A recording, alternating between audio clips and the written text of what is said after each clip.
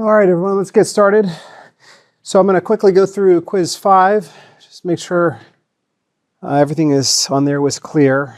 First question is, what's the propagation delay of this circuit? In this case, there are no fan-outs along any of the paths starting from the inputs, which means that because there's no fan-outs, there's only one path from each input to its corresponding output. In this case, there's only one output, Y. So all you have to do is figure out the propagation delay of each gate. In this case, there's different propagation delays depending on the gate, unlike some other examples I showed in lecture. So in this case, we have some 3-input NAND gate, a 2-input NAND gate, 2-input NOR gate, and a 2-input AND gate. And so you have to determine what type of gate it is and then look up its propagation delay in the table. And then basically as I mentioned, there's only one path from each input to Y, the output. So the goal is to figure out what's the longest possible path. So it looks like from F and G, we've got 30 plus 30 plus 30 is 90 plus 20 is 110. And then from A, B, and C, we have 30 plus 20 plus 30, which is 80, plus 20 is 100 picoseconds. So it looks like the longest path would be from F or G to Y, right, which is 110 picoseconds. Now this would be, just to clarify, this would be a lot more challenging if we had fan-outs in the circuit where there were, multiple paths from input to output. But this was a pretty easy circuit to figure out the critical path. Here's a second question: is your system's running at 1 gigahertz and you use sampling flip-flops with tau equals 100 picoseconds. T0 is 110 picoseconds and T setup is 70 picoseconds. So remember that tau is a parameter that determines how long you can expect to be metastable if you enter metastability. So the average time there is 100 picoseconds. T0 is the aperture time, so that's the setup plus hold time. And T setup is 70, which I suppose that means that T hold would be 110 minus 70, right? 40. The synchronizer receives a new asynchronous input on average 0.25 times per second. So it changes, once every 4 seconds. What's the mean time between failures? So in this case, you just have to plug in the numbers into the equation that was in the lecture slide. So when you're calculating mean time between failures, n is going to go in the denominator. And then TC and T0, TC over T0, TC is in the numerator, T0 is in the denominator, and then there's an exponent there, TC minus T setup over tau. So you just plug the numbers in and you get 110 hours. Okay?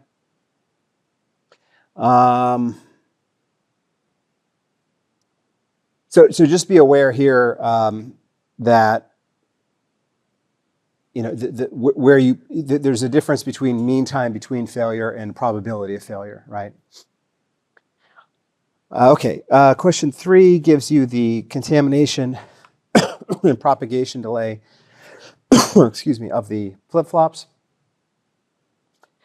T setup, T hold, and then the gate propagation and contamination delay.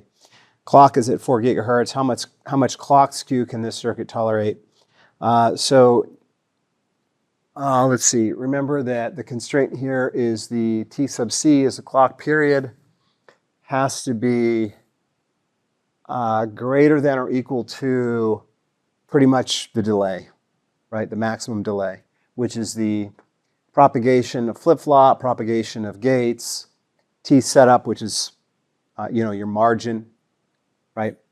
And then you have to add the skew. In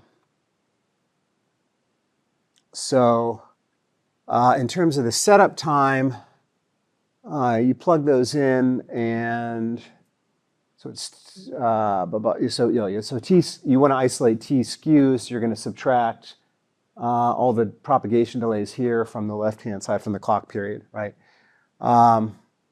So you end up with 165 picoseconds. Make sense? Okay. So you're just basically solving for skew. And then in terms of the hold, in this case, we've got the minimum time through the circuit, which is the contamination delay of the flip-flop plus the contamination delay of the logic, has to be greater than, we don't want the logic, remember we don't want the logic to be too fast here. So the earliest time we can get something through the circuit is the contamination delays of the flip-flops and of the circuit.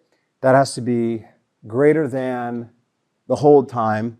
And then in this case, we're putting the skew with the hold time. The idea is that in this case, we're assuming that the skew is giving the data going through the circuit a head start, making it even earlier, right? Whereas when you use skew for the propagation delay, you're assuming the opposite, that the skew is delaying, is adding more delay, right? Because it's giving the inputs a late start, right?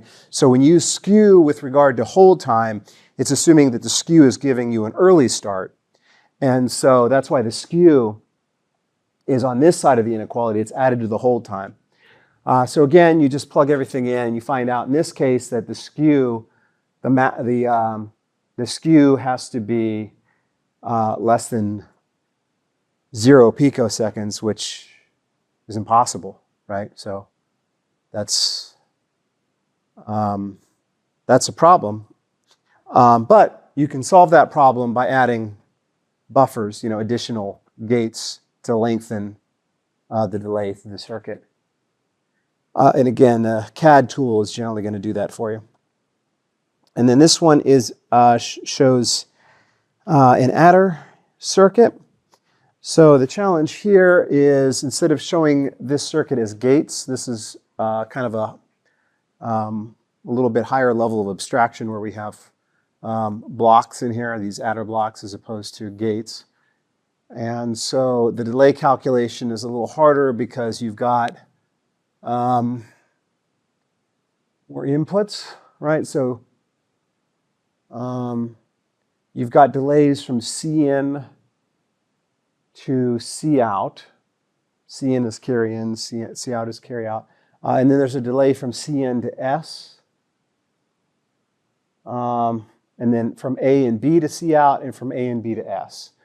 So the challenge is just figuring out the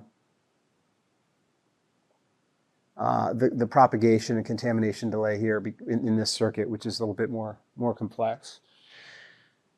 Okay, so in this case, for the setup time, we've got 125 picoseconds. What's that, TC? Yeah, 4 gigahertz, right? So 4 gigahertz is a 125 picosecond clock period, which is T sub C. And then you're going to subtract all the delays and the skew from that. So minus 25 pico, I think that's the propagation delay of the register, right? 25, yeah, 25. And then that 25 plus 20 is the circuit delay. So it looks like that would be A and B to C out. So that would be A and B to C out. And then once you have C out, then you have to pass through this second adder, in which case you've got C in to either, or to some. So that's why it's 25 plus 20. So the critical path is A and B go in this guy, this top adder. Then you get this output that goes into the second one, C out, right? So it's going to be the time from A and B to C out, and then the time from C in on the second adder to S. So that would be 25 plus 20, right? So that's 55 picoseconds of delay and then we're subtracting the setup time, and that's going to give us our bound on skew, which is 25 picoseconds for setup. And then for hold, you do the same thing, except in this case, we have the contamination delay for the flip-flop, which is 11, and then 15, which is the shortest delay through here, which would be Cn to this S, right? So from Cn to S, that's our short path right there, right? On the Cn to S on the top adder, which is 15, contamination 15. So 11 is the contamination of flip-flops, 15 is the circuit, 10 is the skew. I'm sorry, 10 is the hold time rather. And then that's going to give us a bound on the skew, which turns out to be 16, right? So just to be clear, you get different bounds on the skew for the setup and hold time, but you have to apply them both. So the skew has to be less than or equal to 25 and also less than 16. So obviously the 16 is the one that's the tightest constraint, right? So that 25 we would use the 16, right? 25 is a looser constraint on the skew. Does that make sense?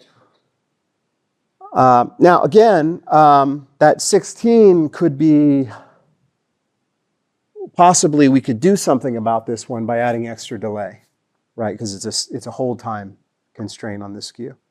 And so what may end up happening is we could maybe get this one a little bit higher, but then we would be constrained by the 25. All right, and then consider the circuit and timing parameters. Assume the clock speed is gigahertz. Does this circuit meet the hold constraint? Same idea here. We have to pretty much consider the contamination delay of the flip-flops, which is 5.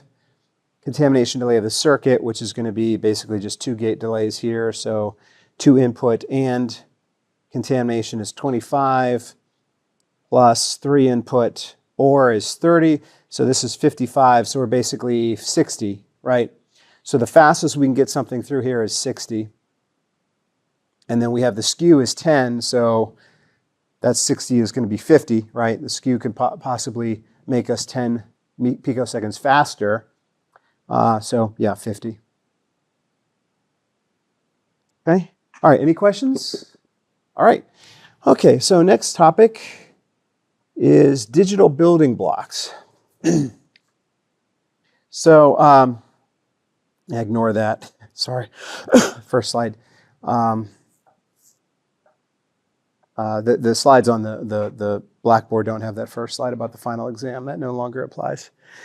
That's from last year. Okay, so do you guys remember, did you cover full adders in 211? For those of you that took 211 here, did you cover that? Yes? It wasn't that UFC was in Midlands, but we did cover full adders. Okay. All right. Anyone take 211 here? Okay, do you remember what the full adder is? No, it's been like Okay, so full adder is a basically just it's an adder that can add 2 1-bit inputs. But it's called a full adder because it also has the capability to accept a third input besides the 2 1-bit operands. It can have a third input, which is carry-in, which is the carry-in from the previous column, the previous bit, right? So full adders are designed to be building blocks. That it's a 1-bit adder that can be scaled up to create a multi-bit adder, right? So basically, it's just you have 3 single-bit inputs and you're adding them up, and so that will give you a sum from 0 if you add 0 plus 0 plus 0, right? All the way to 3 if you add 1 plus 1 plus 1, right? So if your A and B inputs are both 1 and your carry-in is 1, you're just adding those 3 individual bits, you can get 3. The sum is 1 bit, so you can't represent the sum in 1 bit.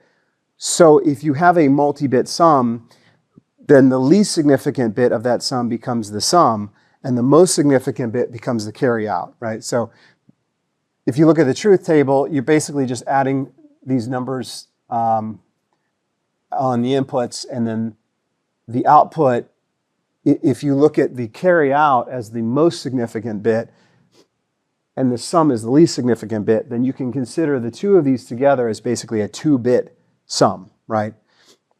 So that's a full adder. And then, so as I mentioned, full adders are used to create multi-bit adders. And the idea is that if you have a multi-bit adder, you take the two inputs, the two operands, and you consider each pair of bits between the two inputs, you know, like the 2-bit zeros and the 2-bit ones and the 2-bit zeros. 2-bit zeros, the 2 0 bits, the 2 1 bits, and the 2 2 bits, right? Or, you know, it's basically going from right to left. You consider those columns. You think of it as columns. And so each full adder then is basically responsible for a column. And again, a column is a pair of individual bits from the two operands where those bits are in the same, have the same significance, right? Same bit position, right? Right. And then so what you end up with is a set of sums and, you know, a set of carries out of each column, right? Okay, so an easy way to create an arbitrary size adder is by taking the full adders and you connect the carry out of each adder to the carry in of the next one, right?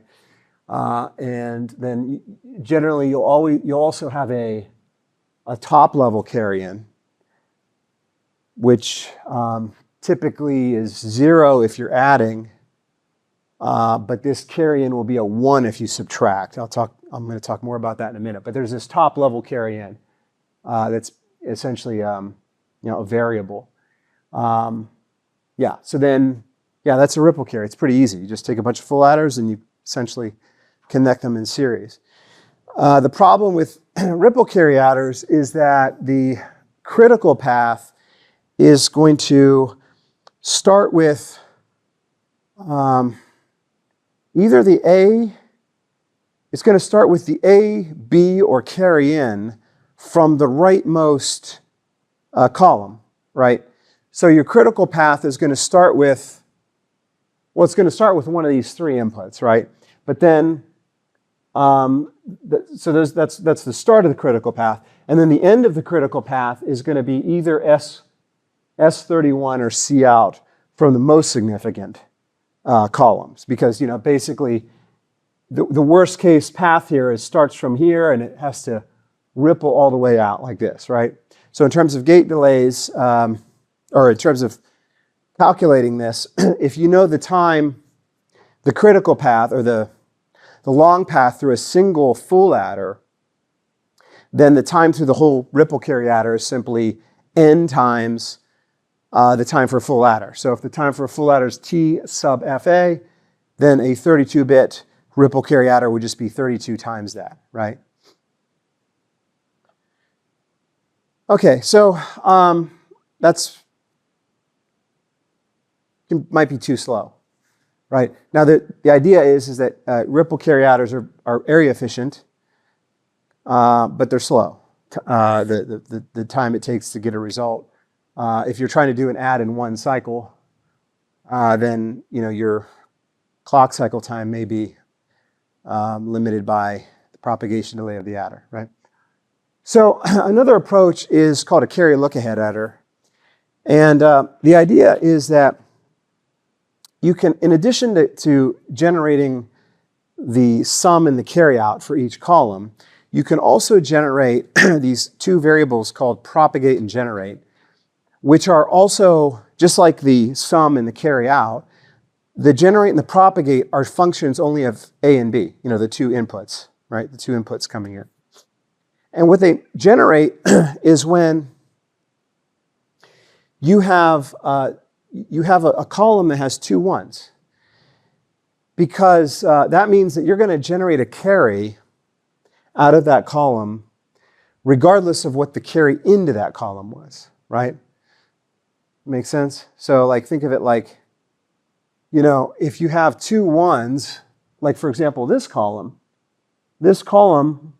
has 1 plus 1, and so that's going to be 2, or it'll be 3 if there was a carry into that column. But either way, you're going to carry into the next column, right? So in other words, if A and B are both 1, it doesn't matter, you know, what the carry in was. You're guaranteed to generate a carry out. On the other hand, if you have a column like, oh, they don't have one here.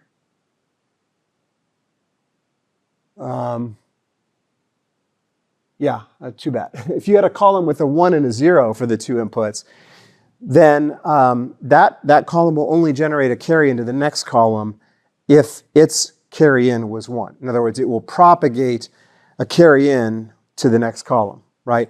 On the other hand, if you have a case like this where A and B are both 0, right, then you're never going to get a carry to the next column regardless of what the carry in is, right? Make sense? So there's 3 possibilities. Each column, you can either generate a carry regardless of the carry in. You could generate a carry if you had a carry in, or you can never generate a carry out of a column, right? If A and B are both 0. Okay, so you can generate these, generate and propagate. Notice there's a subscript here, I. So every column has its own generate and propagate, right? Now the idea is, you might say, what's the point of this? The point is that the ripple carry adder has a long delay to generate a carry in to a particular column. We want to be able to generate the carry ins to each column faster. That's the goal. And so we want to use these generate and propagate signals to do that. So here's an example of a module where you generate carry out and S, but also you assign P and G. So P is A XOR B, right? Make sense? And G is A and B. So if A and B are both 1, you generate, if you've got A or B is 1, or AX or B is 1, you get a propagate. Now in this case, we don't actually, it only uses those P's, the P and G to generate internally, right? We don't, but you can also have P and G as outputs of this as well. They're not listed as outputs, they're just used internally in this case. All right, so this way you can actually use the generate and propagates for a given column. You can look at the generate and propagates of the columns to its right to figure out what the carry in is. So the idea is that if you have column I, the carry out, so in this case, the letters are a little weird. This is carry out of column I. Carry out of column I is the generate for column I, or the propagate of column I combined with the carry out of the column to its right, right? Okay, so then you can substitute for this carry in, this carry out rather, carry out I minus 1. Remember, I minus 1 is the column to the right, right? 1 bit to the right. You can substitute the generate of I minus 1 or the propagate of I minus 1 and the carry of I minus 2, right? So the idea is that you can recursively evaluate these carry-ins to basically create just a two-level logic. This is a two-level logic, so we can keep recursively expanding this carry out, right? We can keep doing this.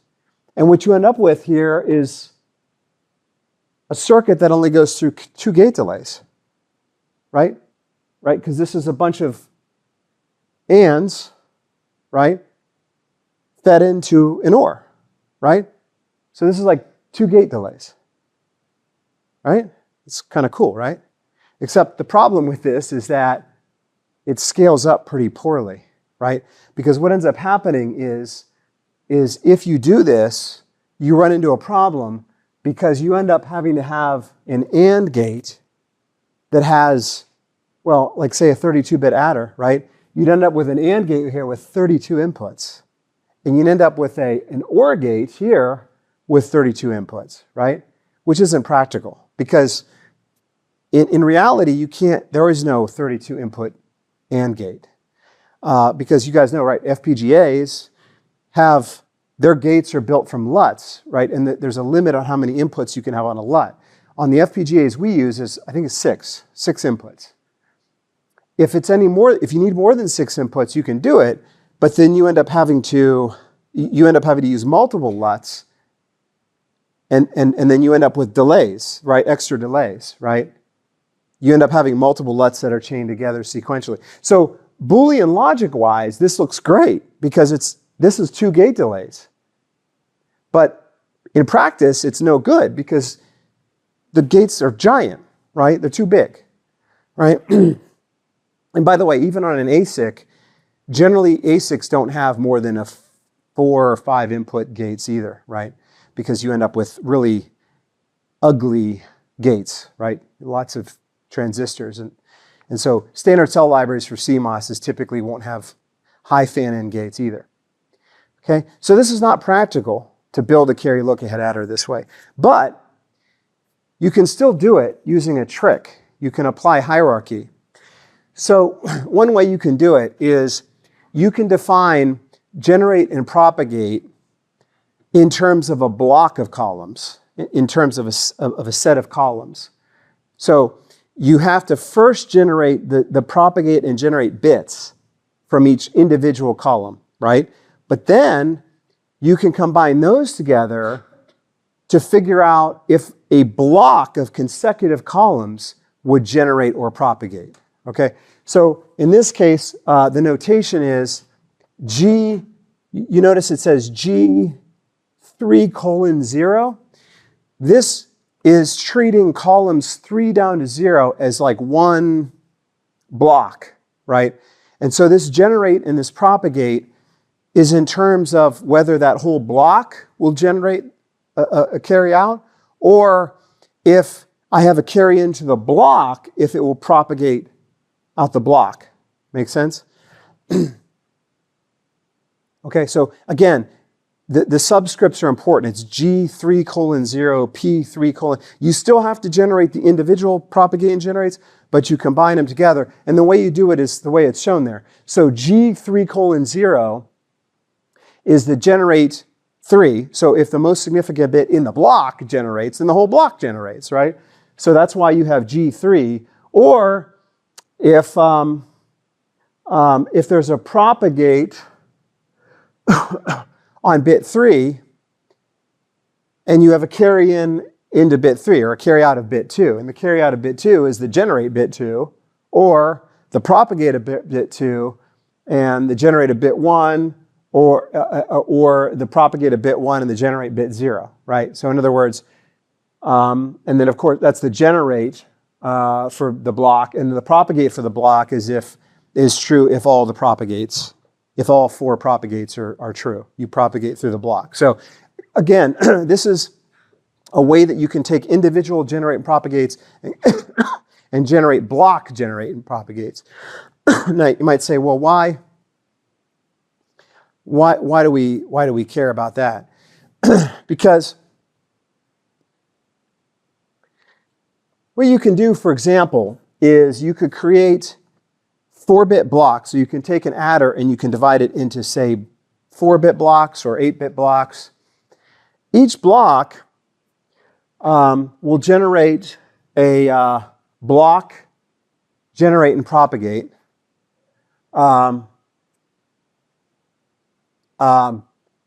And inside each block, you'll just do a ripple carry adder, right? So we have a ripple carry adder inside of the individual blocks.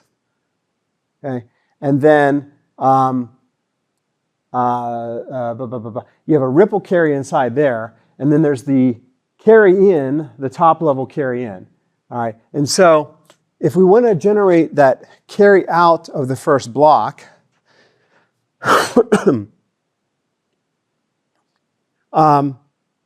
so again, up here, so you've got, this is just a ripple carry, right? So you've got, in this case, the 4 bits coming in, the 4 sum bits coming out. Internally, you have a ripple carry. Now, you still have a top level carry in coming into the block, and the question is, how do you get that top level carry in? That's the trick. Okay, so in order to get that, you want to figure out. So we want to get the, let's see, the carry out from the block is coming out there. So we've got, if you look at the propagation delay through the block, you've got the propagate and generate for the individual bits. So you notice those are generated internally here. So we have G0 through G3 and P0 through P3. And these guys are used to generate the block generate, right? And so that's this right here, right? This equation here. So we have the generate for this block, 3 down to 0, is generated internally, right? And then the propagate, same thing. You basically AND together all the propagates inside here. This gives us P 3 down to 0 generated in here, right?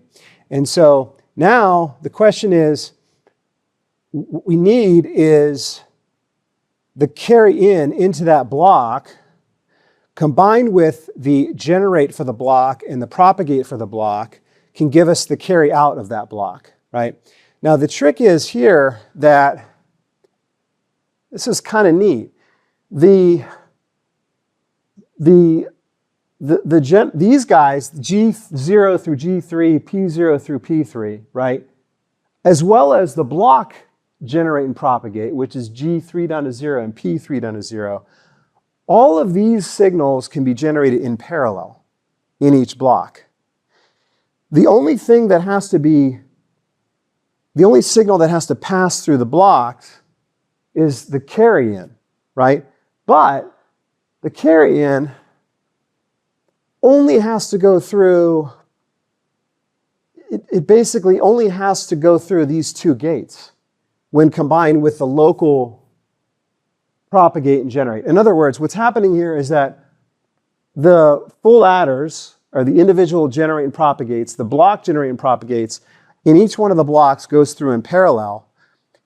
And then after that gets done, you get the carry in for block 0, the carry in is available immediately because it's an input. Then it passes through here and goes to the next block and then ripples through, right? So the critical path is the time it takes to get these individual P's and G's, which is TPG, right? Now again, keep in mind, this is in parallel. All of them are calculating these in parallel because the propagate and generates inside each block are just a function of the inputs. They only depend on the inputs. Then the time to calculate the block, which again is G3 down to 0 and P3 down to 0. So the single bit generate and propagates, the block generate and propagates, right? And then this AND OR gate, right? You have to get the carry in from the previous block through this AND OR gate, right? Okay? So how long does that take? Well, that's basically just a function of the number of blocks. You're basically having to ripple carry. You're ripple carrying that, but it's going through blocks. So it's n divided by k. So k is the block size, n is the total size. So if it's a 32-bit adder and there's 4-bit blocks, you only have to go through 8 of these blocks, right? Make sense? That gives you the carry out. And then once you have the carry out, that has to be fed into the next block, at which point that's going to go in the carry in and come out the sum, right? So, sorry, well, it comes out this sum and then this sum. So it has to ripple carry through all four of these guys, right? And so that's what the K times TFA is, right? So again, the critical path is you have to get these guys first, then you get these guys. Oh, sorry, these guys, I should say, right? The block guys, right? That's all done in parallel. All the blocks are doing that at the same time. There's no dependent, they only depend on the inputs, right? Then you get to the dependent part, which is n divided k minus 1. So then you have to ripple the carry in through all 8 blocks if it's, 32 divided by 4, right? So this part, but again, it's just these 2 gate delays, right? You just have to go through these 2 gate delays 8 times, or however many blocks you have. And then once you have that, then this carry out goes in the next block and then feeds to the ripple carry. So that would be plus k times FA. Right, k would be 4, and these are the full adders here, right? Make sense? So that's the delay. And of course, you can manipulate the value of k, right? You can have bigger blocks or smaller blocks. Does it make sense? Okay, so that's the carry look ahead. There's one other adder. This one's pretty cool, the prefix adder. Okay, so the prefix adder excuse me, is trying to solve the same problem. We want to be able to generate the carry in as fast as we can. All right, so the way they conceptualize this is the carry in to column I is going to be the generate of column I minus 1 all the way down to -1. Why -1? Because we're going to name whatever the top level carry in is to the whole adder is going to be considered a generate -1, right? You guys with me? Because generate 0 is the generate for column 0. Generate -1 is just the top level carry. So if we can figure out what the generate is for a range of bits that ends with my immediate neighbor to my right all the way down to the top level carry in, then that's just my carry in, right? Does it make sense? Okay, so how do you do that? Well, this part is, I always thought this is cool. So the idea is, first of all, you have to consider that. First of all, let me back up here a second. I mentioned that carry in is just the generate of my neighbor to my right all the way down to the carry in, to the top level carry in, which is generate -1. But there are still propagates that we have to generate along the way. The generate and the propagate are calculated for a range of bits, just like we did, for that carry look ahead adder. But we're going to assume that you can generate different ranges of bits, different ranges. But if those 2 ranges of bits are consecutive, then we can merge them together. And what I mean by consecutive is, if I have I down to k is my one group, and k minus 1 down to j is my other group, right? Now notice k minus 1 means that basically I have one group of bits from I down to k, and then k minus 1 down to j. I can merge those 2 into I down to j, right? And basically take the k out, right? Does it make sense? And the merging is done through is pretty much done through the 2 equations at the top. So generate I down to j is the generate I down to k, right? Because if I have a generate in I down to k, I don't care about the lower range. I just care about the upper half, right? So basically, there's 2 halves, but they're not exact halves. They're not equal halves. They're 2 ranges of bits. They may not be the same number of bits. Keep that in mind. But they're consecutive groups of bits. And you can join them together with those 2 equations. So if the top range has a generate, I don't care about the bottom range. But if I don't have a generate in the top range, but I have a propagate in the top range and a generate in the bottom range. And again, when I say top range is I down to k, bottom range is k minus 1 down to j. So if I have a propagate in the top range and a generate in the bottom range, then that will basically create, when I merge them together, it'll keep a generate for the whole thing, right? And likewise, if I have a propagate on both the top range and the bottom range, then I'll propagate the whole combined range, right? Make sense? Okay? Okay, so this is the cool part. So what you do is you calculate generates and propagates for each individual column at first, right? And then you start merging. But the way you merge is the cool part. So first of all, if I have 0, bit 0, I can get, column 0. Column 0, I can get propagate and generate. Column -1 is basically just a generate, right? If I have a carry-in, right?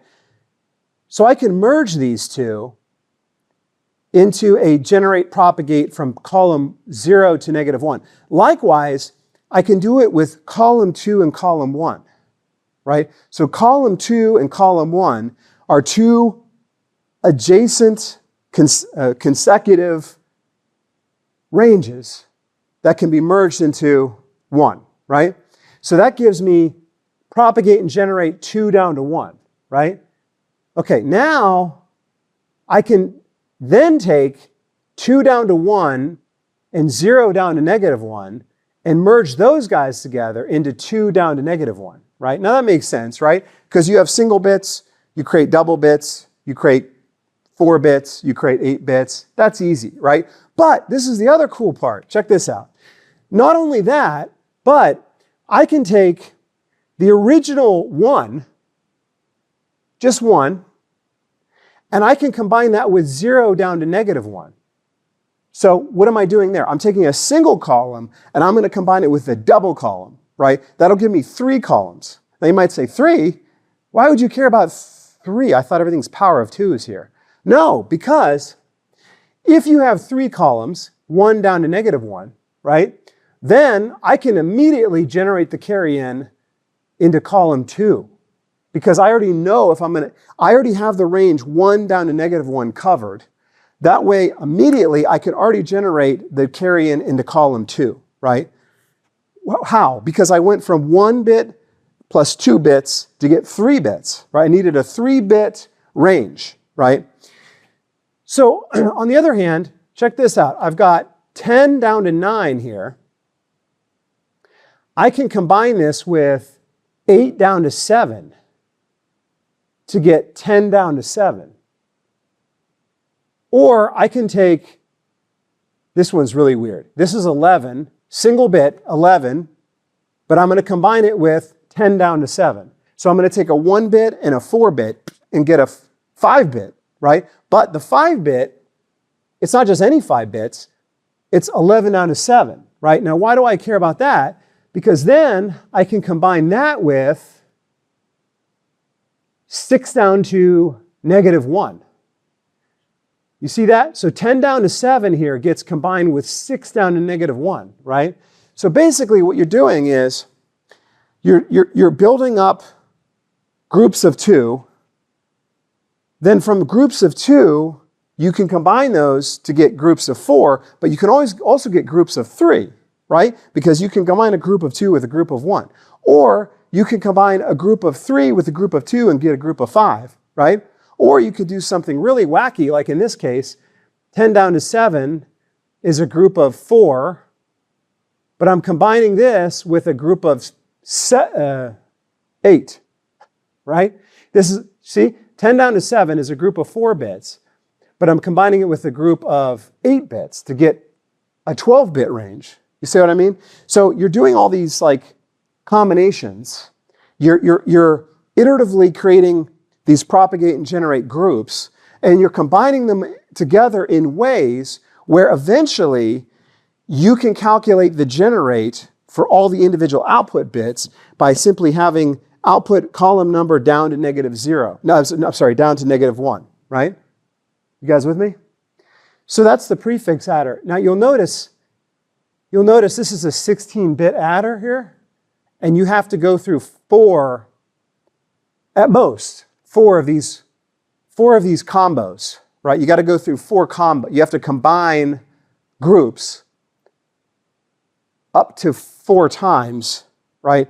So the delay is the time to generate the individual 1-bit propagate and generates from the inputs A and B, right? Plus log base 2, the time to do this combination stuff, which they call TPG prefix, right? That's this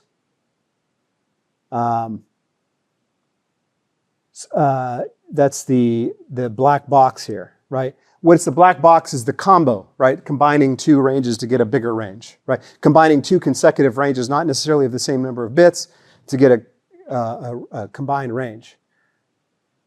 Does that make sense? You guys with me? Right? So 16 bits, I have to go through 4 of these guys, right? Log base 2 of 16. And then the XOR is at the end, which is the XOR is the, you got to take a carry in and carry in into a column and generate the sum, right? That's an XOR. Which is right here. You see this? This is G generate. It goes into a single XOR here, along with A and B. Now you might say, well, why aren't you adding 2 XORs? Because this first XOR gets a big head start, right? The first XOR of each column is just A XOR B, right? Those are done in parallel. But in order to get the third input into the XOR to get the sum, you have to wait for the generate of column I-1 down to -1, which of course happens after you propagate through all these black boxes. Does it make sense? So that's the prefix adder. Okay, so then you can compare them, right? So compare the delay of a 32-bit ripple carry look-ahead, and prefix. 2-bit, 2-input gate delay, 100 picoseconds, full adder delay 300, and you can plug the numbers in those 3 equations, and you find out that, as you might imagine, the prefix adder is the fastest in this case, at least when the carry look-ahead has a 4-bit block. I imagine the prefix adder is probably always faster, right? But there may be corner cases where it's not, like for small adders. Any questions? I think that's, I don't know, I like the prefix adder. I think it's pretty cool. Okay, so switching topics here a little bit. How about subtracting? How do you subtract? So if you have an adder, how do you subtract? Well, you basically just take the 2's complement of B, which hopefully you guys you learn in 211. 2's complement of B is you invert or you complement all the bits of B, and then you add 1, right? You add 1 to B. But you can't add 1 to B because that would require another adder. So the little hack that you use is instead of adding 1 directly to B, you just put a 1 into the top level carry in, right? And because addition is associative, it doesn't matter if you add, 1 plus not B plus 1 in parentheses, right? Or A plus B, A plus not B in parentheses plus 1, right? Addition is associative, so it doesn't really matter when you add that extra 1 in, to negate B. How about comparators? So the book says if you have 2 numbers you want to check if they're equal, you have to use an XNOR gate between each pair of inputs and then feed those into an AND gate. Is that right? Yeah, that'll work, but that's going to require an AND gate with 32 inputs, right, for a 32-bit comparator. So probably not ideal. How do we do it in the class design? Well, when we do comparison for branch if equal and branch if not equal, you guys just subtract, right? You subtract A and B and check if the result is 0. But checking if the result is 0 is kind of the same thing though, right? Because if I subtract A minus B, I still get 32 bits that I have to then feed into an OR gate, right? So I don't know if that's necessarily any better than this. And actually a subtractor requires carries and all that other kind of stuff. So maybe this design is better for comparing two numbers. How about less than? How do you know if A is less than B? Well, in this case, we can subtract. So if you say A minus B, if it's signed, you do A minus B, then the sign of the output will tell you if A is less than B, right? That's for signed, right? What about unsigned? Do we have unsigned on here? No, we don't have unsigned. Unsigned, you look at the carry out of the adder to tell you if A is less than B. Okay. Now here's something that may surprise you. The shifter in your CPU is pretty expensive because the shifter you have in the RISC-V CPU is called a barrel shifter. It allows you to take an input and shift it by 0 bits all the way up to 31 bits, right? 32 bits doesn't make sense because that just shifts everything out, right? Barrel shifters are fundamentally, the way you implement that is you take the input, and in this case A, and the output, each bit of the output is a mux, right? And each one of those muxes has an input the size of the number of inputs. So this is a 4-bit barrel shifter, 4 input bits. The shift amount is 2 bits, right? Because for 4 bits, you can shift by 0, you can shift by 1, 2, or 3, right?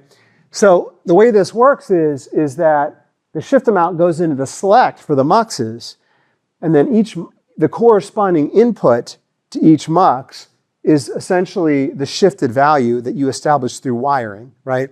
So if your shift amount is 3, then you want to take, in this case, we're shifting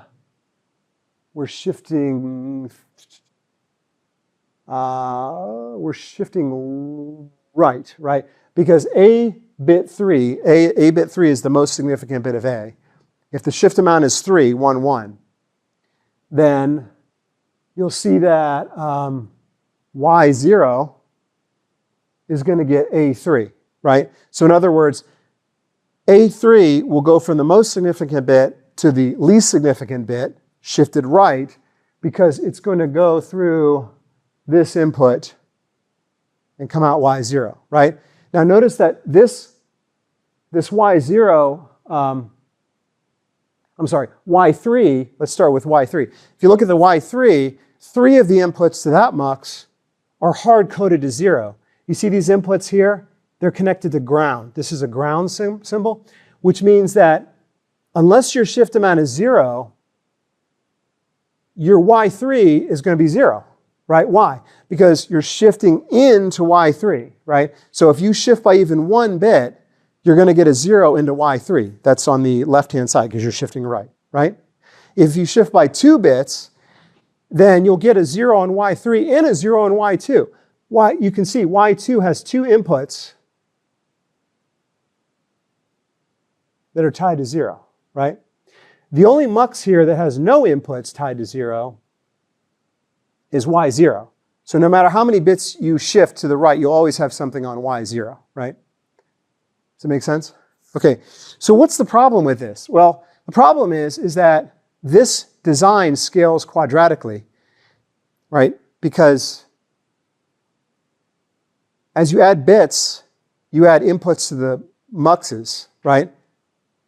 So the number of muxes is n, where n is the number of bits, and the number of inputs to each mux is also n.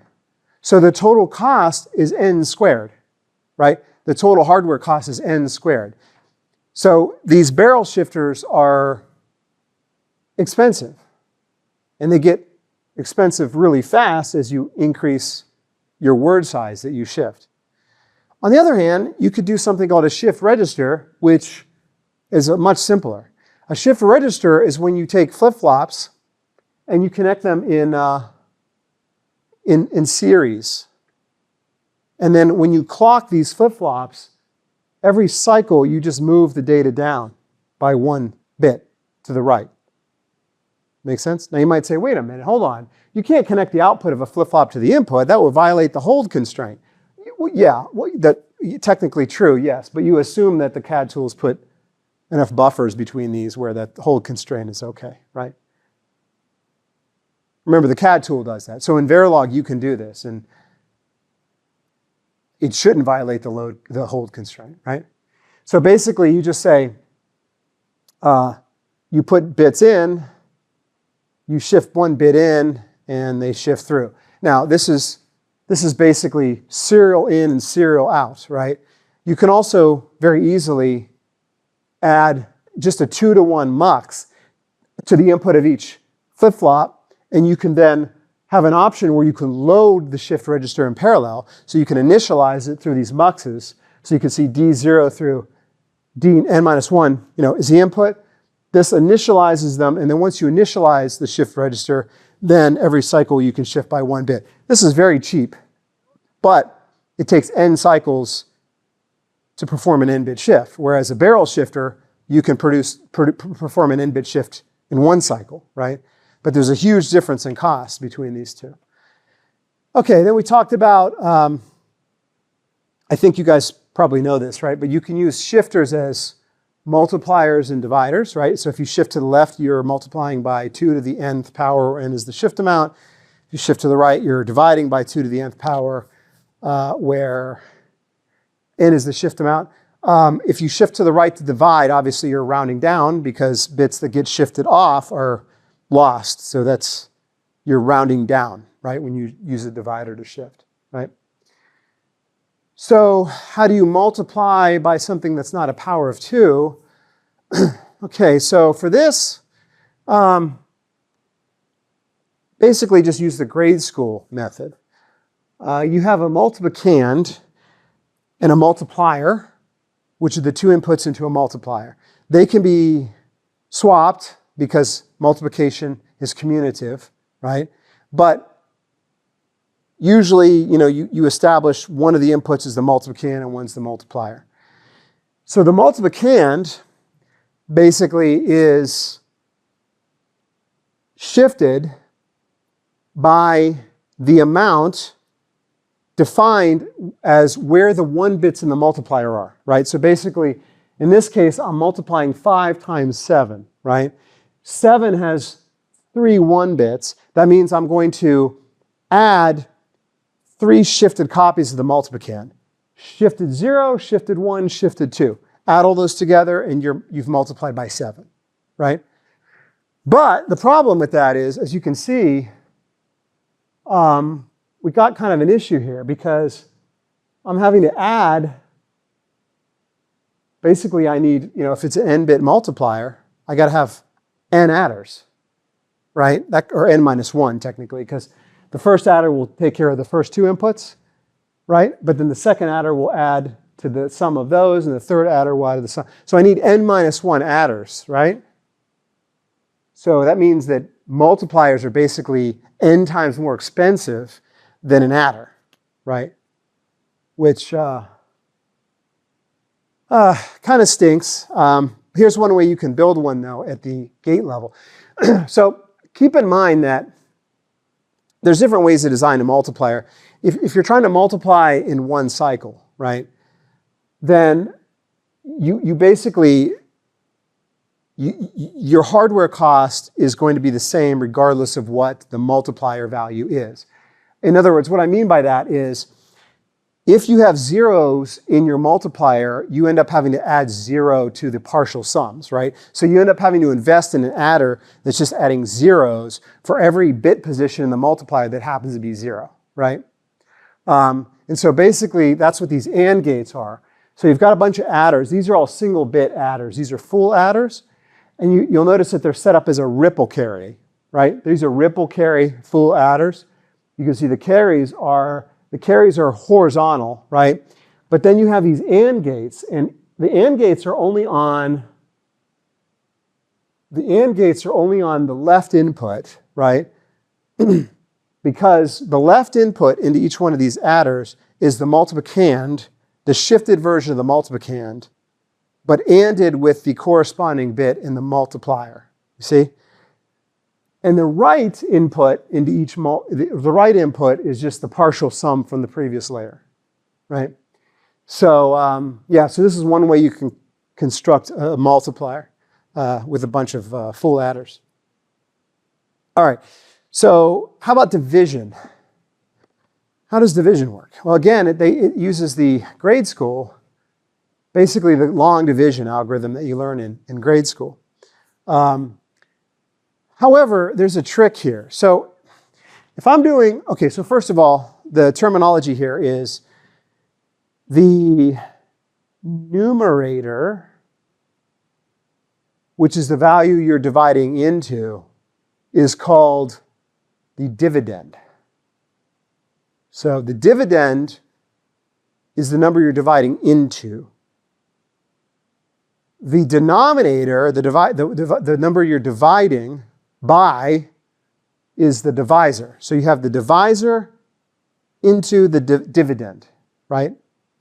And then, of course, then you end up with a quotient, which is the rounded down. For integers, the quotient is the rounded down result, right? And then a remainder is the remainder, right? So if you're doing this in binary and you're using a grade school algorithm, you basically want to figure out how to get the divisor into the dividend, into the part of the dividend, right? So think of this for right now. Think of this as not binary, but as just assume this is decimal, right? You have 1,000 here, and you can see that the first 4 digits from the left of the dividend is 1,001, right? Which means I can get 1,000 into 1,001 one time, right? So I want to put a 1 right above the 1,001. Make sense? And then I subtract 1,000 from 1,001 and I get 1, and then I drop down that 0, which is the next digit, right, to get 10, right? But I can't divide 1,000 into 10, so I put a 0 there and I drop another digit down, 101. I can't get 1,000 into 101, so I put another 0 there and I drop down another 0 and I get 1,010. Oh, and now all of a sudden I can get 1,000 into 1,010, right? So that's your classic, long division algorithm from grade school. The problem is that this relies on you as a human being recognizing that the first number that you can divide into is the first 4 digits here. You see that? But a computer doesn't know that. So the problem is that a digital circuit has to start at the beginning. It has to start with the first digit,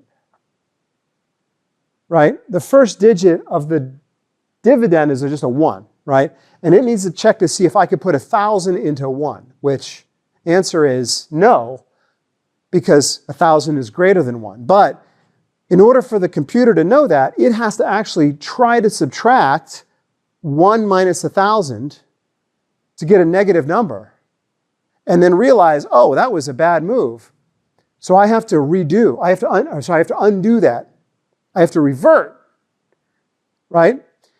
So I have to try to take 1,000 minus 1, fail at that because we want the remainder to be non-negative, right? So then I have to try 10, right? Why 10? Because, that's the next, I'm going to take the next digit of the dividend, right? I'm going to try to subtract 1,000 minus 10. Again, that gives me a negative number, so I have to revert that and try 1,000 minus 100, right? So basically what's happening here is that I have to try to subtract the divisor from the first bit of the dividend, and if I'm unsuccessful, I have to undo that and try the next bit, right? Until eventually I get the fourth bit. Finally, I get the 4th bit, and that's when I can subtract I can subtract 1,000 minus, 1,001 minus 1,000, or in this case in binary, it's 1001. I'm subtracting 1000, right? Because that's the first time I'm able to perform a subtraction and get a non-negative result. Now, after I get that done, I need to save that difference as the remainder. But here's the thing.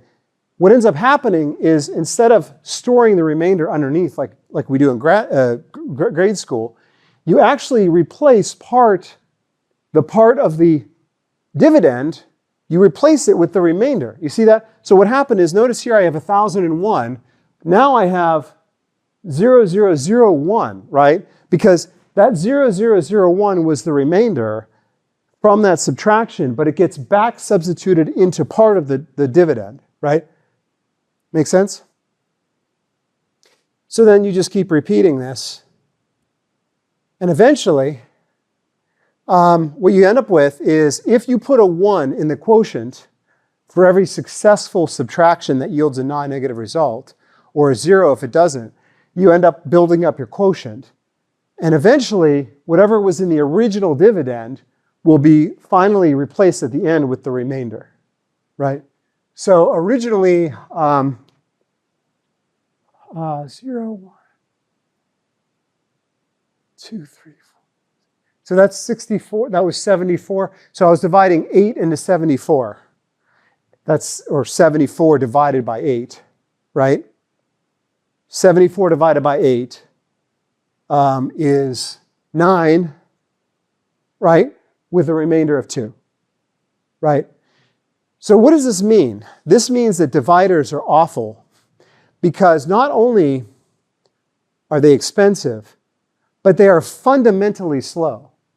Because having to subtract and possibly undo the subtract and update the dividend register is inherently sequential. There's no parallelism in a divide whatsoever. Every single step depends on the previous step. So no matter how much hardware I throw at a divide, it's still going to be slow,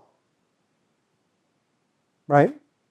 Which is why it's not good to divide, right? Dividing is expensive. Some processors don't have dividers, like ours, for instance, right? Because I tried to put a divide in the 611 CPU and it just blew up the whole FPGA. Because I tried to do it in one cycle. I tried to create a one cycle divider and it's too expensive to be put in our CPU, area-wise. Now you can have a trade-off. You can have a smaller divider, but then it has to become a multi-cycle divide, and then you guys will have had to put stall functionality in your lab 3, right? Because lab 3 didn't have stalls. But if you had a divider where if you had a divide instruction, you had to stall the instructions before it, that come after the divide until the divide finishes, you would have had to put stall functionality in lab 3, and we didn't want to do that until lab 4 when we had branches. Okay, so I think this is a pretty cool circuit. This is a circuit for a divider. So this is an array. This is a 4-bit divider, and there's a 4x4 array of boxes, right? What are these boxes? The boxes are this. Each box is an adder followed by a mux.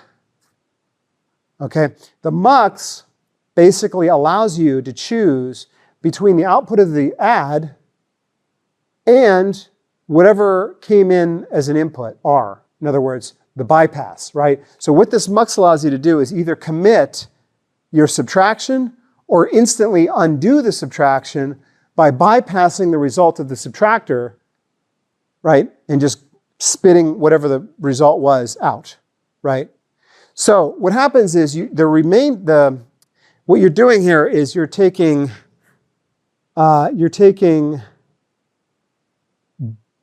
B is the divisor, okay?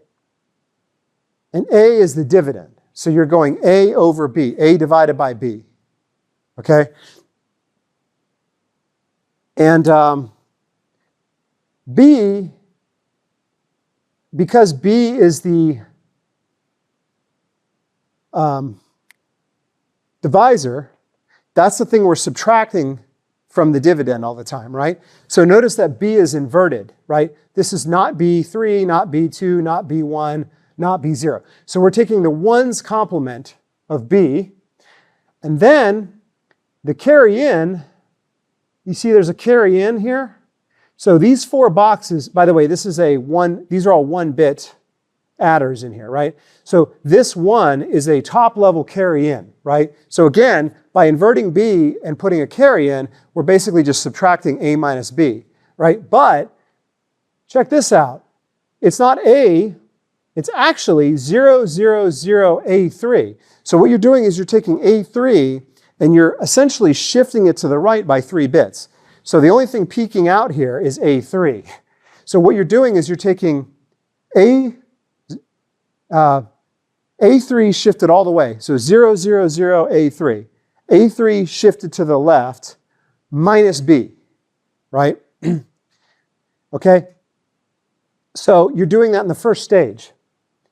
Now, if the result of that was negative, then this mux here is basically going to take whatever you had as the R being 0, 0, 0, A3. Okay, so if the result was negative, which it most likely will be, right? You're going to basically undo the subtract and spit it out, right? But when you spit it out, check this out. See these cross wires here. What's happening here is that the remainder register, which is originally the dividend, as it goes from stage to stage, it gets shifted to the left. You see that? So this guy, whether it's subtracted or passed, comes down and gets shifted to the left, and then I shift in A2, right? Now, why is that? Well, that's because of this. That's essentially this guy, right, getting shifted in. I'm revealing a new bit of this. I'm revealing a new bit of the dividend. The dividend is revealing a new bit every cycle, right? But as I subtract, I'll either leave the thing I subtracted alone, or I'll replace the part I subtract with the difference and then shift in the new bit from the dividend, right? So that's what's happening here, right, with these cross connections, right? And then the quotient coming out, I'm going to get 1 bit of the quotient each stage, right, depending on whether the subtract was successful or not, meaning, you know, the subtract gave me a non-negative result. And so you get the quotients out here, right? And so at the end, you end up with the remainder getting spit out the bottom and the quotient being output to the left side, right? And again, this is a 4-bit divider, you know, again, just using full adders, right? So if you have a full adder and a 2-to-1 mux, you can build a divider, right? Of course, you know, it's big and slow. Okay, so in this case, I'm dividing 11 by 5. So I'm just keeping track of what's going on here. So 11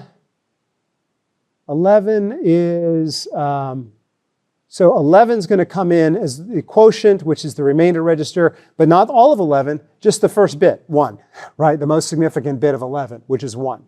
So I'm going to take 1 minus 5. That gives me -4. So I restore that value, that 1, back to 1. And as I pass that 1 down to the next stage, the 1 actually becomes a 2. Why? Because I bring in the next bit, right? Because 11 is, what's 11? 1, 0, 1, 1, right? So that 1, 0, the first 2 bits, is what gets passed into the second stage. So then I say 2 minus 5, that's -3. Nope, no good. So I restore it to 2. I bring the 2 down to the third stage, and now the 2 becomes a 5 because I bring in the next bit of the quotient, right? And now I say 5 minus 5 is 0. Good. I can put a 1 bit as my quotient, and I pass a 0 down, but I still shift in 1, right? The last 1. So I end up with 1 here, right? And again, 1 minus 5 is negative, so no good. I restore, and I end up with a remainder of 1 and a quotient of 2. Make sense? I know that's a little a little confusing, but that's called restoring division, basically. It's basically, you keep trying to subtract, so it's basically shift, subtract, shift, subtract, shift, subtract. All right, okay, so that's all I've got for that lecture. That worked out pretty well, time-wise. So in the next lecture, I'm going to cover CMOS design, and we'll start looking at transistor level design, ASIC design in the next lecture.